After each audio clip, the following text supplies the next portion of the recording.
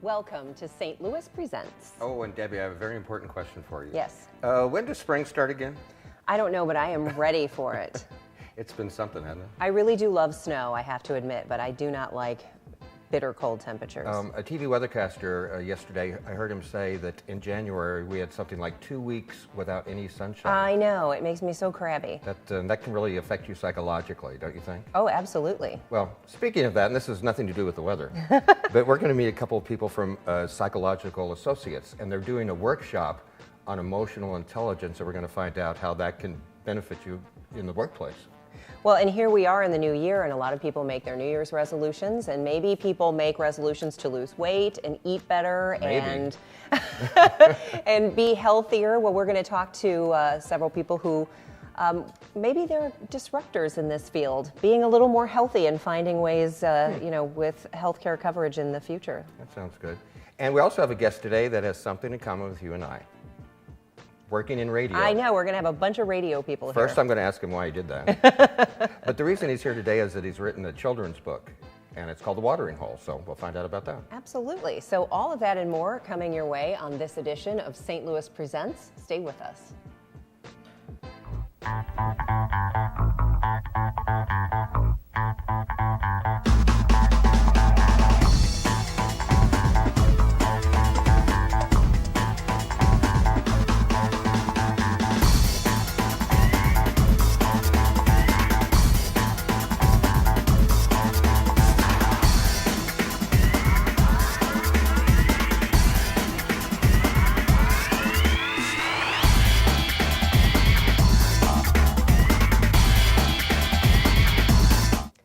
Well, if you would like to build better leadership skills this year, and who doesn't want better leadership skills, Psychological Associates has a new program that just may be able to help, Steve.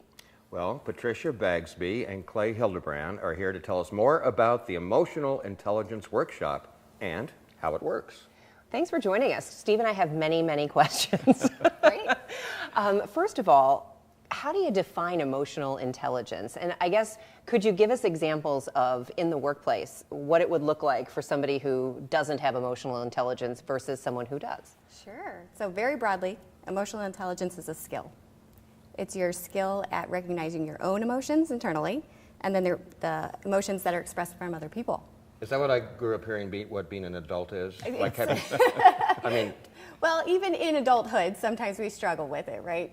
And so when we have people that have high emotional intelligence, that usually looks like I'm in control of my emotions, I have the right display of my emotions, but not only that, but I can recognize when is it a good time to talk to you about something.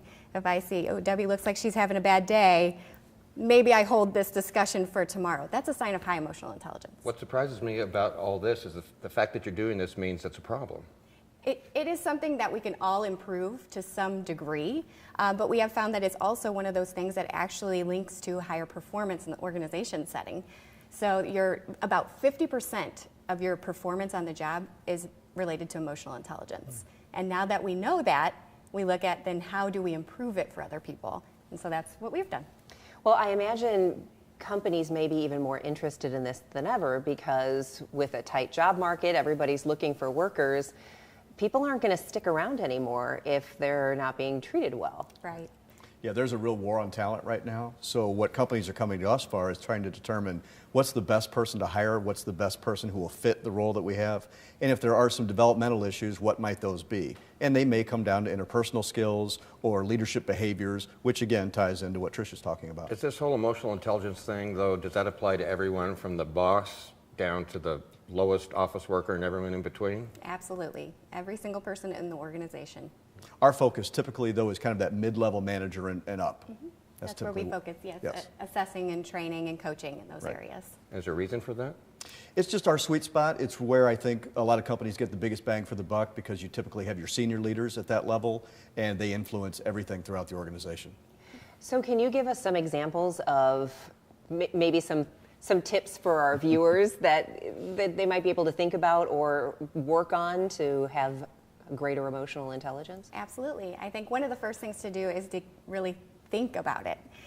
We are taught from very young age how to behave. That's the outward expression. Not very often do we think about what precedes behavior, and those are your thoughts and your feelings, all that internal dialogue. So to really get in touch with that first, recognize what's that voice in your head sound like? Is it a friend or a foe? And figure out what are those triggers for emotions. It's just kind of what we might think of as people skills. Is that simplifying it too much? It's a great way to, I think it's a term that makes sense to most people. And we talk a lot about interpersonal skills, people skills. You know, oftentimes they say that people are hired for their technical ability, but where they get in trouble often ties back to people skills.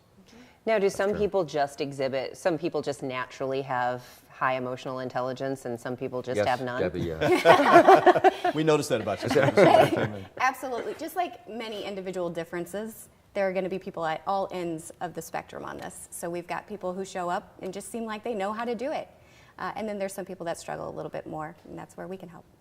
I guess you could be your own worst enemy then, if you don't have those skills. In many ways. Most of our blind spots have to do with this type of thing. Emotional intelligence can be a big key to uncovering what are those ways that you get in your own way.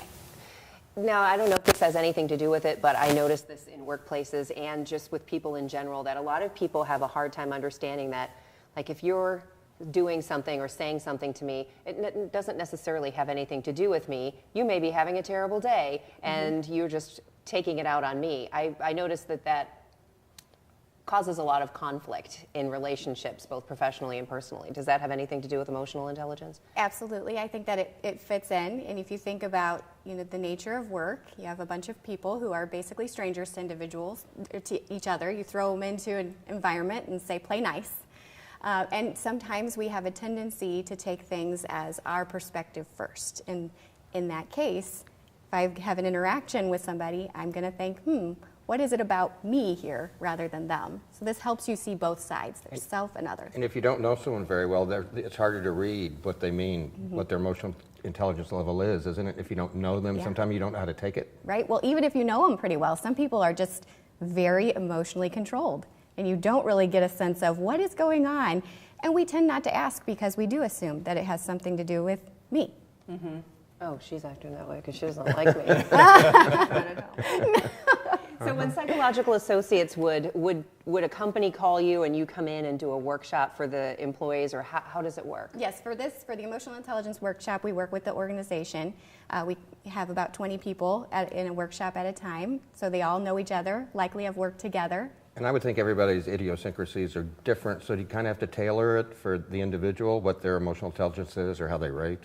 So a lot of what we do, the model that we work with is about being responsive to others and, as you said, tailoring it. So even in this emotional intelligence plus having that responsiveness to other people, that's right. We'll look at, you know, how do you need to display in this setting with these people the appropriate behaviors. And much of the tailoring is really about what is the company trying to achieve. So what issues are they running into as opposed to the individual. Right, and that's where culture can come in. Right. In one culture, an emotional display might be quite fine. You know, if you think about healthcare workers and being able to relate to people on that one-to-one kind of level. And then if you think of people who are out, police officers have to display a different set of emotional and behavioral outcomes. And percentage-wise, does everybody get it? Does everybody improve? We see a lot of improvement, right? So anyone who comes and does coaching or training with us is going to come have a variety of goals, right? So some people will make big change, some a little. I have some former bosses I'd like to send your way. I don't think you can volunteer people. Oh. Right. Well, Tricia and Clay, thank you so much for the information. It's really interesting, and I'm sure that you will have plenty of takers for your emotional intelligence workshops and all of the other work that you do in finding the right matches for people and employees. Thanks so much. Thank you very much. Thank you. Well, we're going to take a short break here. You can see the information there on the screen. If you need to get in touch with Psychological Associates, stay with us. We'll be right back.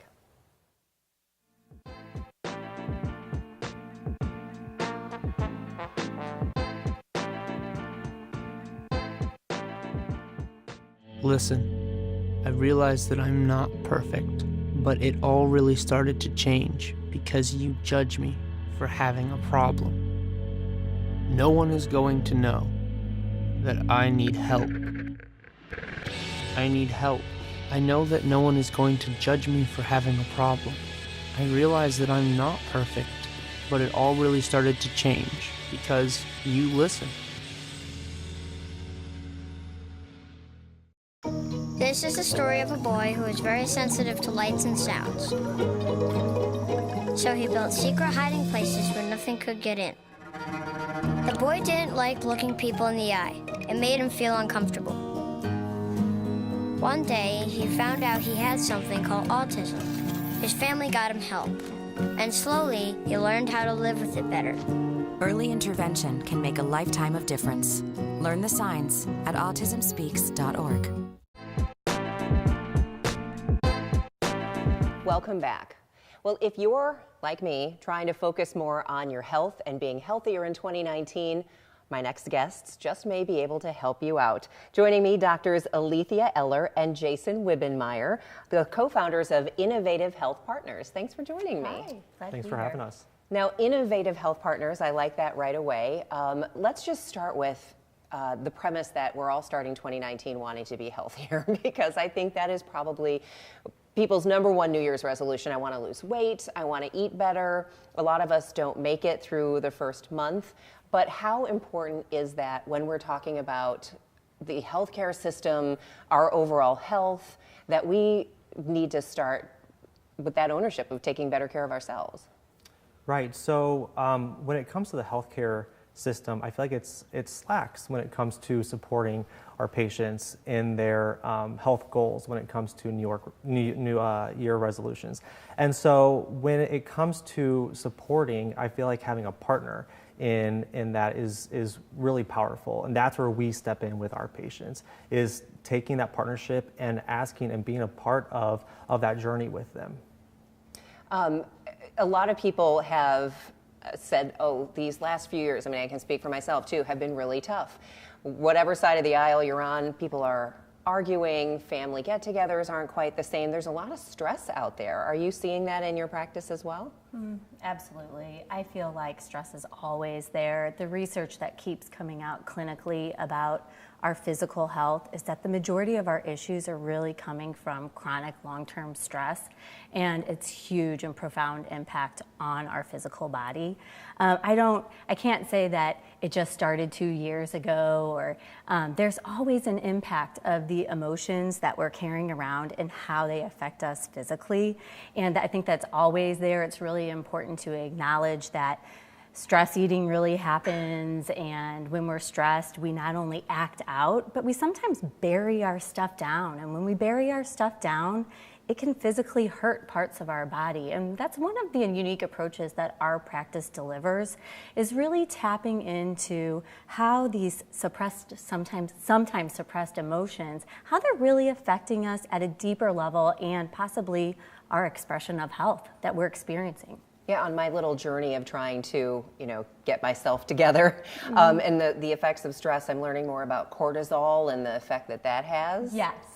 Oh yeah, cortisol it's a big buzzword that people know about because it's a stress hormone. It's an important one that we need, but the thing to think about is that if we have it on overdrive, it's always being pumped out because we live in this cortisol output state because we're always stressed and we have all these stimuli coming towards us. That's when you get in trouble because it has it's a big player in other hormones, and then also our metabolism as well. Yeah. So we're talking about chronic conditions and stress and cortisol. So people generally, they're going through their life and then suddenly something goes wrong. So they go to the doctor and the doctor treats that one thing, maybe writes a prescription, and then off they go. So how would you approach that situation differently? Right. One of the things that we see is that in that timeline that you just laid out, like I was healthy, and I got sick. That's actually, when you look at it, not really how it's happening. There's testing that will show that your sickness was actually forming and developing before that acute symptom showed up, for the most part. So what seems like, it came out of nowhere, really didn't come out of nowhere. It's just sometimes the testing isn't done, or the testing you've been doing hasn't been sensitive enough to catch it. That's very unique to functional medicine. A lot of the testing that we specialize in is to do earlier detection testing. And when we run even standard labs, we're going to be running them with tighter parameters, looking for optimal function. We're not looking for disease and illness. Of course, if we find it, that's actually where our medical partners are fantastic in that arena. We're looking for, where are you trending? How can we better support you so you don't end up in that crisis state? And that is one of the goals at our forefront for our patients. A lot of the time, people are having chronic problems and maybe they put it off for a long time. But we also are having this conversation all the time about pre-existing conditions. It's in the news all the time as we talk about this transition or whatever's happening with our, national health care. How does that impact your practice, or how does that impact some of the people that you treat? Greatly. So we are all about prevention, and that's why we incorporate lifestyle modifications in our functional medicine practice.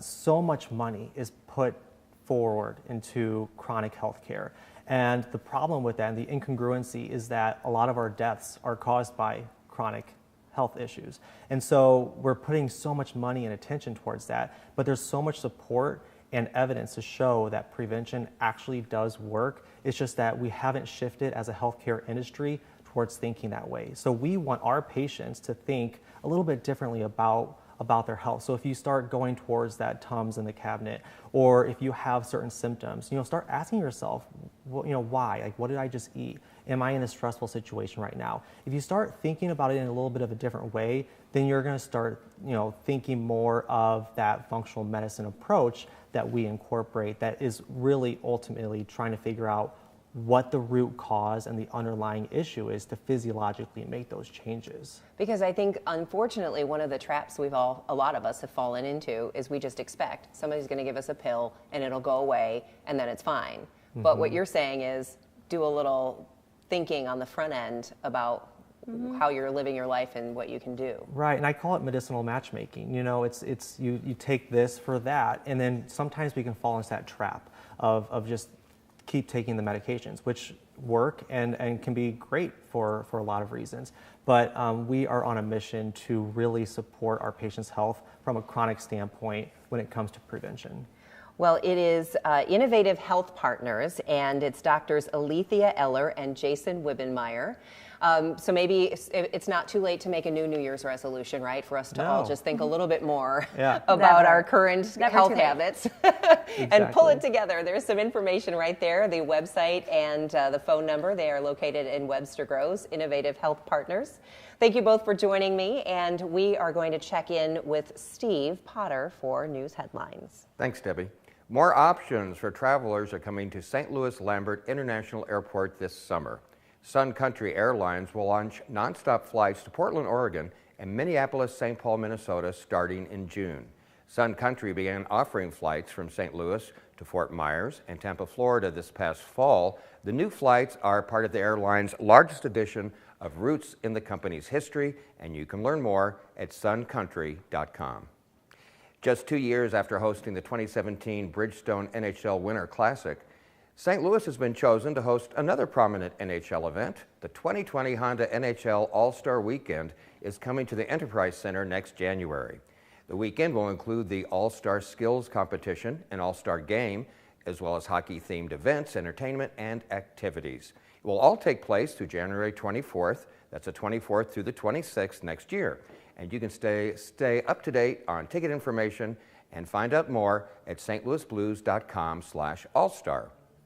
U.S. Youth Soccer has awarded the Midwest Regional Championships to St. Louis for the first time. In 2021, more than 220 teams of boys and girls from 14 states will come to St. Louis for the 6-day event. The Missouri Youth Soccer Association and St. Louis Sports Commission will serve as the host organizations, and games will be played at Creve Coeur Park Soccer Complex and Lou Fuse Athletic Soccer Complex in Maryland Heights. You can find out more at usyouthsoccer.org. And the St. Louis Aquarium is on track to open later this year. And recently, STL TV's Angela Sharp had the chance to check out their progress and find out what we can look forward to. Watch this. And you did mention that there's a lot of requirements you have to stay within to try to keep the essence of the train station back from the 1800s. That's correct. Really the only structure that we impacted was the second floor, where we had to remove to allow the tanks to tower through to the second floor. For the most part, the train shed itself is staying intact. Which is pretty impressive. And when we go to put fish in here, I feel like, you know, making sure the water stays where it's supposed to is also an interesting undertaking. It is. So these aquariums are made with aquatic concrete and acrylic, so they have a waterproofing admixture to keep the water contained. Okay, now how do you keep a shark happy? That's the biggest question, because I would like to keep all the sharks that are here happy. We work to keep every animal happy. So every animal has top-of-the-line health care. It's fed restaurant-quality seafood, which means it eats better than me. So yeah, these animals all eat better than me. And then just, you know, making sure that the environment they live in is just a really great environment. All right, so why should St. Louisans be excited about this aquarium? Well, I think it's very unique. For years, St. Louis always wanted to have an aquarium. We're the largest city that doesn't have one. So in the fall of 2019, we'll have a very, very good aquarium. Well, it was awesome. You know, we got to walk through there, kind of scope it out, see where everything is going to go. But more than just the aquarium, you've kind of made this a whole family-friendly or date night experience with the food and other activities. Yeah, that's actually right. This is very much like the Gaylord hotels, like Operaland. So it's not just a hotel convention center. It has a Ferris wheel, carousel, putt-putt course, has ropes course, mirror maze, and the aquarium. So you can come down here and spend half a day or a whole day or even a weekend. Wow, Debbie, I love that. I can't wait to see that. I know you really have to sort of use your imagination at this point, but from the renderings, it's going to be amazing. Yeah. So they said the entertainment complex under the train shed will be up by this summer with a Ferris wheel and food trucks, and then the aquarium should be done by the end of the year. It's going to really be spectacular. Can't wait. I know, I'm really looking forward to it. Well, we're also looking forward to learning more about our next guest. Most people know Jeff Burton from The Point, and this is kind of a first. Here we are on the set of STL TV, and we have 3 radio people here. Is that good? I don't know, I think so. But we're going to talk not about The Point, but about a book that he's recently published. And it's a book for kids. Yeah, it is. It is. It's. Thank you for having me. I appreciate it. It is one of those things that was just bouncing around in my head forever. You know how everybody goes, "Oh man, I can write a book. I can write a book," and I actually wound up doing it. It's kind of cool. And it's a children's book. It's kind of a picture book with a lot of stuff to catch the eye for the child. And I wanted to do it on hardbound too, so that it's anybody who's been a parent and has done this, you know, so it's not falling over. It's a little easier to read. So it's called The Watering Hole, and I'm really, really super proud of it. I really am. Okay, so before we get to what the actual book is about, you said you'd wanted to write it. I mean, what's the thought process of Jeff Burton working at The Point and thinking, I'm going to write a children's book? That has been a bit of a pushback, because if you listen to the show at all, you don't do children's radio. No, if you listen to the show at all, I would definitely be the last person on the show to write a children's book, because it is it's certainly not KMOX. Let's put it that way on the show. How it came about, I'm not really sure, other than I run and I trail run and I trail hike and I have a motorcycle there, and I do all those things alone. So these things just, you know, when you're by yourself, you just have things knocking around in between your ears. And I always wanted to do a children's book, first of all. I have 2 kids and I love them very much. And I remember reading these kinds of books to them when they were younger. And it's one of those things where this day and age, we really need this sort of message. And the message is that people who, and in this case animals, that wouldn't normally get along have to turn towards each other to solve a problem. And I think whether it's animals in the forest or humans on Earth, I think that's a pretty good message to give kids early on. Is that where the name of the book comes from, The Watering Hole? Because that's where the group would gather, right? People don't know each other but gather. If I told you the reason for the title, it would give away the ending, and I don't want to spoiler alert. You know what I'm saying? But I mean, absolutely, it's a bunch of sibling animals that are playing in the woods forever, and they get very, very thirsty, and none of them can find a water source. And then we have a hero of an elephant that helps everybody out. So do you think that this thought came to you because, you know, we've been talking a lot about the last few years and how our nation seems divided, and nobody wants to work with the people who are over there because we're over here? Yeah, these animals, to me at least, are literally on the opposite sides of the aisle. really, truly. And I don't know about you guys, but I've had friendships can be fractured when the political climate is the way it is. As you said, no matter which side you are on. And I don't care what side you're on, there's more than two sides, as we both know, but it doesn't matter which side you're on. When in times of crisis, we need to turn towards each other, and that is the message. So there are animal stereotypes. Absolutely, for sure, absolutely. Because do you think that this current climate where we are so divided, I guess we're silly to think that that doesn't trickle down to our children. Absolutely, and you know, there was a song one time that said that they're our future, I believe. And why not start now by saying, hey, look, I don't care if this animal or this human is different from you, has different political views or whatever. If you need to find water, turn to that person. Or if you need to solve a problem, you know, in everyday life, turn to that person. It doesn't matter their political affiliation, the color of their skin, their sexual orientation, any of that stuff. If you need a problem, turn to another human, and we should be able to help each other out. You know, one of the great parts of your book, aside from your writing and everything, thank you, is the illustrations. Yeah. And I think you should give a shout out to the Brooke, person that did that. Brooke really, really wanted to be here, but she could not be here. She has like 700 kids, so she couldn't be here this evening or today because she's taking care of them and she also works. But she is amazing, and also Shane, the publisher, Out the Window Books. Brooke is one of those people that in this day and age, you and I, Debbie, can talk with each other for 2 or 3 months via email and never actually meet. I didn't even meet Brooke until this book was already done, and it was at our first signing. We just communicated via email, and she nailed every single character. I wanted the book to be very visually, you know, appealing to a child, obviously, and she nailed it. She really did. So how was the process for you, never having done a children's book before? Did you come up with the idea and you pitched it to someone, or, you know, for people watching who've always thought, oh, I'd love to do that? Yeah. Any tips? Yeah, the first thing is I reached out to people that have already been published. And they, a couple of people especially, gave me some websites with literary agents where you send a mock-up and say, hey, would you like to represent this book? The problem with that was, and if you're a guy sitting in St. Louis, Missouri trying to do this, this is all the big publishers that get hundreds of transcripts and manuscripts every single day. So I would get lost in that shuffle. So it was, hey, let's dial it back and go somebody more local. And I was very, very lucky to be able to have a radio show to talk about it on the air. A listener who was also a publisher went, hey, let's talk about this, and that's how it came about. And how'd you get the inspiration for the storyline? The storyline itself, you know what? It's one of those things that was such a big haze, and it was over time. Getting back to your question about how it got put together, you do some of it and you put it aside for a little while, and then you come back to it. So the storyline was really kind of pieced together, and I wanted to use animals that were cute for the kids and animals that wouldn't necessarily always be friends. So I kind of piecemealed it that way together. And I wanted the hero to be a big, cute elephant.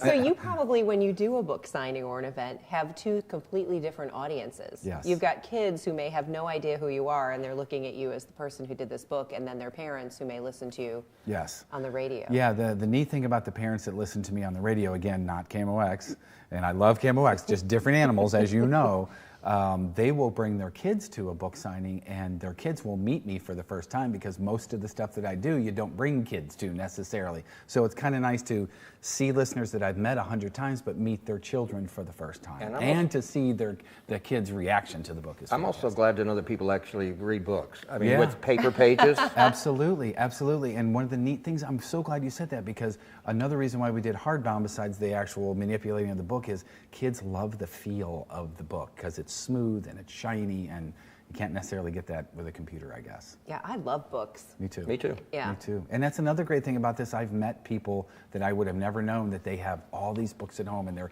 there's actually parents out there still teaching their kids to pick up books. But you're not going to tell us how it ends. They find the water in everybody's family. I mean, we're going to edit that out. I don't believe them. But the water's full of toxin. No, I'm just kidding. So I imagine people can probably find this online, but was it difficult to get it in stores? Can people find it anywhere? Very soon, a Ben Franklin in Eureka, Missouri, my hometown, will have 5 or 6 or 4 or 5 copies on their shelves. And I will be tomorrow, Saturday, the 20, I don't know, whatever the Saturday is, from 10 a.m. to noon. I'll be at Balance Coffee in Belleville, Illinois as well. And did you kind of use your kids to test this out on during the Mine process? are way too old, unfortunately. Oh. Yeah. They were on their phones and they were like, can I download it? So, and outthewindowbooks.com also. All right, outthewindowbooks.com. Yeah. Jeff Burton is an author and, of course, a fellow radio guy. We'll listen for you on the point. And as a radio guy and a radio geek, it's so cool to finally meet, especially you, Debbie, because we've never met before, but it's been great talking radio with you too. Okay, awesome. thanks. No, I mean that, but I've listened to her over the years before I was on the radio at the exact same time as you, so it's nice to put a face to the beautiful voice. Well, thank you, and it was great to meet you, and of course there's some information on the screen of how to pick up this great book. It was a pleasure to meet Jeff and all of our guests. And we appreciate them for being here, and we appreciate you at home for watching. Thanks. Join us next time for St. Louis Presents.